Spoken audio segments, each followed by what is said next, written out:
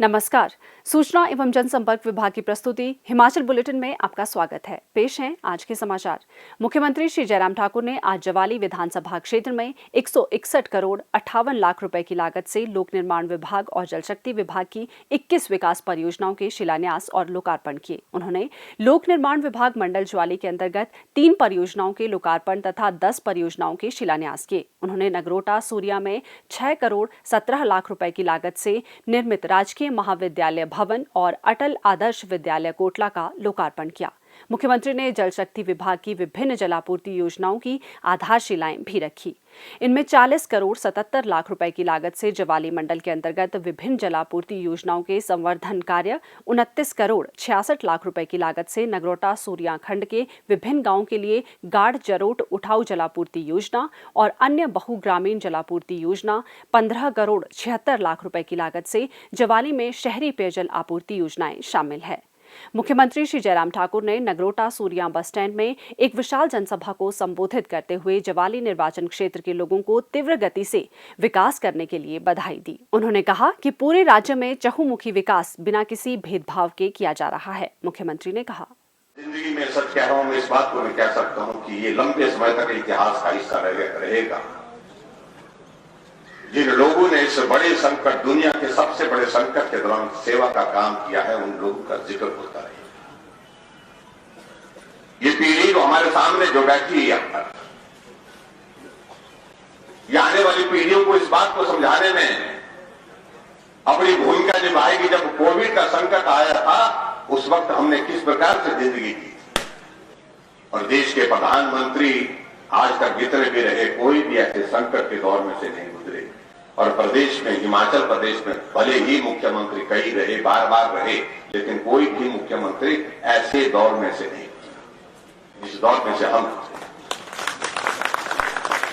अब तो चीजें सामान्य होने की स्थिति में, और मुझे इस बात के लिए आदरणीय प्रधानमंत्री नरेंद्र भाई मोदी जी को बधाई भी देनी है कि इस कोविड के संकट में जिस तरह से आत्मनिर्भर भारत की उन्होंने बात कही कि हमको भारत में जो है वैक्सीन भी भारत में बना दिया है, हमें पीपी किट भी भारत में बना दी है, हमको वेंटिलेटर भी भारत में बनाना है, हमको N95 मास्क भी भारत में बनाना है और बनाएगा।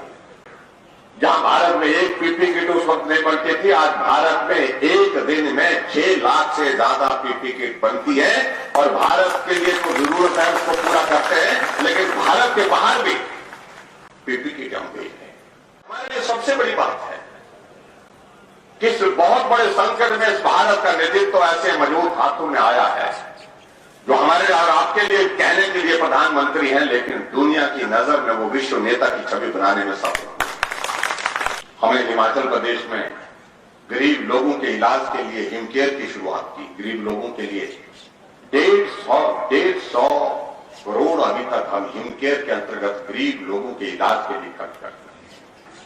आदमी हॉस्पिटल में एडमिट होता है, बीमार होता है, ठीक हुआ नहीं होता है, लेकिन वो मरीज कहता है डॉक्टर को मुझे घर ले चलो, मेरे पास अब इलाज के लिए पैसे नहीं है, क्योंकि घर, जमीन सब जो है कर्जे में डूब जाएगा, सारा परिवार कर्जे में डूब जाएगा। मैं दुनिया से चले जाऊं कोई परवाह नहीं, लेकिन मैं ये नहीं देखना चाहता कि मेरा परिवार मेरे जाने के बाद भी उस कर्ज को अदा करता है। हमने कहा ये स्थिति नहीं आनी चाहिए। आदमी गरीब है, गरीब के इलाज की जिम्मेवारी हमको लेनी है, और हमने दी। और मुझे इस बात की प्रसन्नता कि हिमकेयर को हिमाचल प्रदेश के आज तक के जितने भी स्वास्थ्य के क्षेत्र में हमारी सेवाएं चल रही है, जितनी भी योजना चल रही है, सबसे बेहतर योजना हिमकेयर है, जहां लोगों को इलाज के लिए पैसा जो है वो बिना खर्च किए जो है वो सहयोग सरकार की ओर से मिलता है। आगे बढ़कर के हमने एक और योजना शुरू की। हमने कहा बहुत सारे लोग ऐसे होते हैं, कहीं एक्सीडेंट में टांगे टूट गई, चलने के लायक नहीं रहा, स्पाइन टूट गई, पैरालिसिस हो गया, ब्रेन हेमरेज हो गया, कैंसर हो गया, किडनी हो गई, जिंदा है, बिस्तर पर पड़ा है, लेकिन चल नहीं सकता है। घर के एक परिवार के सदस्य को उसकी सेवा के लिए वहां पर रात दिन उपस्थित रहना पड़ता है। ऐसी स्थिति में उस आदमी की मदद हो, कैसे मदद हो, उसके लिए क्या करना चाहिए? हमने कहा 3000 रुपए हम सहारा योजना के अंतर्गत उनके खाते में हर महीने डालते हैं। 12,000 लोग ऐसे हिमाचल प्रदेश में रजिस्टर हो गए जो जिनको सहारा योजना के अंतर्गत 3,000 रुपये उनके खाते में आ रहा है। मैं आपके बीच में ये कहना चाहता हूं कि आपके यहाँ जो तहसील की जो बात कहेंगी, सब तहसील को अपग्रेड करके इसको भी तहसील बढ़ा देंगे। मुख्यमंत्री ने कहा कि कोरोना संकट के दौरान देश भर में विशेषकर कोटा, गोवा और दक्षिणी राज्यों में फंसे छात्रों, कामगारों और उद्यमियों सहित 2,50,000 से अधिक लोगों की घर वापसी करवाई गई है। उन्होंने लोगों से टीकाकरण अभियान में सहयोग करने का अनुरोध भी किया और कहा कि सभी कठिनाइयों के बावजूद हमें देश को विकास के शिखर पर ले जाने के लिए प्रयास करने होंगे। उन्होंने विभिन्न कल्याणकारी योजनाओं और कार्यक्रमों जैसे जनमंच, सामाजिक सुरक्षा पेंशन, मुख्यमंत्री सेवा संकल्प, हिमकेयर योजना, सहारा योजना आदि के बारे में विस्तृत जानकारी दी। उन्होंने कहा कि वर्तमान वित्त वर्ष में राज्य में आवासहीन लोगों के लिए 12,000 घरों का निर्माण किया जाएगा। श्री जयराम ठाकुर ने राजकीय उच्च पाठशाला नदौली को राजकीय वरिष्ठ माध्यमिक पाठशाला में स्तरोन्नत, सामुदायिक स्वास्थ्य केंद्र नगरोटा सूर्या में बिस्तरों की क्षमता को बढ़ाकर 50 करने और मतलाहड़ से समलाना, सफेदा मोड़ से सौलदा हरिजन बस्ती, माता घाट से सिहुनी और डबाई से न्योल सड़क के लिए 10-10 लाख रुपए की घोषणा की। उन्होंने कहा कि गाढ़ जरोट पर रेल पुल के निर्माण के मामले को केंद्रीय मंत्री पीयूष गोयल के समक्ष रखा जाएगा और सीआरएफ के तहत देहरा ज्वाली सड़क के सुधारीकरण की संभावनाएं तलाशी जाएंगी। मुख्यमंत्री श्री जयराम ठाकुर के कुशल नेतृत्व में प्रदेश में जापान अंतर्राष्ट्रीय सहयोग एजेंसी जायका के सहयोग से चलाई जा रही फसल विविधीकरण प्रोत्साहन परियोजना ने राज्य के किसानों, बागवानों के लिए समृद्धि के द्वार खोले हैं। कोरोना काल में जहां कई लोगों को रोजी रोटी के संकट का सामना करना पड़ा, वहीं जायका परियोजना ने इस आपदा में भी हमीरपुर जिला के कई किसानों को आत्मनिर्भरता की राह दिखाई है। कोरोना संकट के दौरान प्रधानमंत्री श्री नरेंद्र मोदी द्वारा दिए गए आत्मनिर्भरता के मंत्र को आत्मसात करते हुए ये किसान बागवान अब जायका परियोजना की मदद से नकदी फसलें उगाकर अच्छी आय अर्जित कर रहे हैं। गांव जमली के निवासी श्री दिलेराम को अपनी 1 हेक्टेयर से भी कम जमीन से नाममात्र आय होती थी। इतनी कम जमीन से परिवार का गुजारा करना नामुमकिन था, लेकिन जायका के अंतर्गत गांव में फसल विविधीकरण प्रोत्साहन परियोजना लागू होने के बाद तस्वीर कुछ बदलने लगी। परियोजना के तहत गांव जमली की लगभग 9 हेक्टेयर कृषि भूमि के लिए उठाऊ सिंचाई योजना का निर्माण किया गया।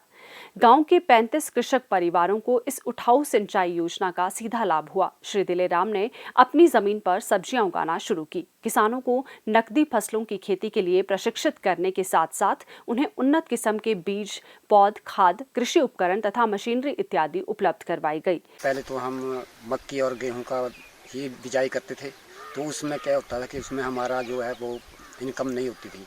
उसमें कोई सब फसल नष्ट हो जाती थी, अच्छा कभी सूखा लग जाता था।